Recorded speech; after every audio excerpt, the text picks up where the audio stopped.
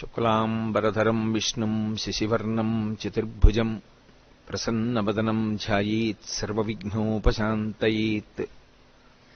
గురుర్బ్రహ్మా గురుర్విష్ణుః గురుర్దేవో మహేశ్వరః గురుః సాక్షాత్ పరబ్రహ్మ తస్మై శ్రీగురవై నమః.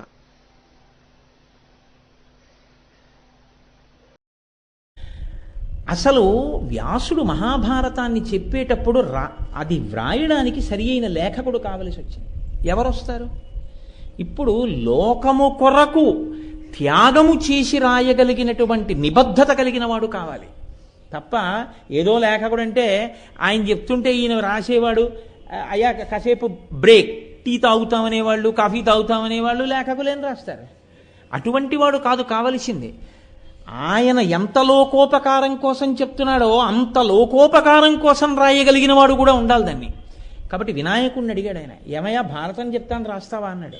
అంటే వినాయకుడు అన్నాడు, నాకు చాలా వ్యవహారాలు ఉంటాయి, కాబట్టి నువ్వు భారతాన్ని చెప్తూ కూర్చుంటానని మెల్లమెల్లగా శ్లోకాలు చెప్తే కాదు, నువ్వు చాలా వేగంగా చెప్పాలి, నేను అంత వేగంగా రాస్తాను, తొందరగా పూర్తి చేయాలి మనం అన్నాడు.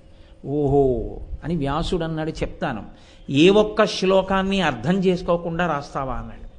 అర్థం చేసుకోకుండా రాశాను అనకుండా అర్థం చేసుకుని రాస్తావా ప్రతి శ్లోకాన్ని అలా రాస్తానన్నాడు.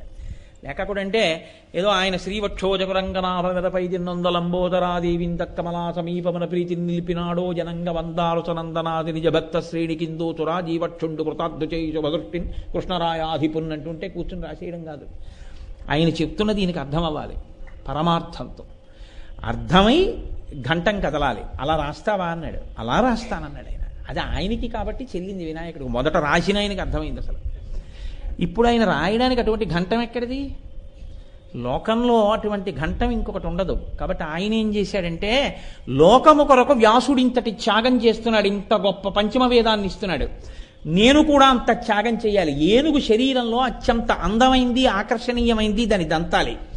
ఆయన అన్నాడు, లోకం కోసం నేను దంతాన్ని పీకేస్తున్నానని పీకేశాడు గణపతి. అందుకని ఏకదంతం మహాకాయం తప్తకాంచన సన్నిభం అని నమస్కారం చేస్తాం. లోకానికి త్యాగం నేర్పినవాడు గణపతి. ఆయన ఈ దంతాన్ని ఊడబెరిగి మహాభారత రచన చేశాడు. కాబట్టి మహాభారతం అంటే భారవత్వాత్మని ఏం ముట్టినే అనలేదు ఆ మాట. అది రచన చేయడంలో అంత పెద్ద క్లీశం ఉంది. దాన్ని చెప్పేవాడు అంత సమర్థుడు, దాన్ని రాసేవాడు కూడా అంత సమర్థుడు. అంత గొప్ప రచన చేశారు.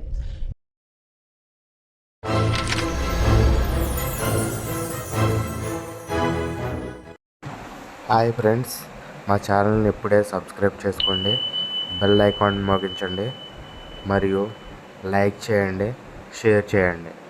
Thank you for watching my videos.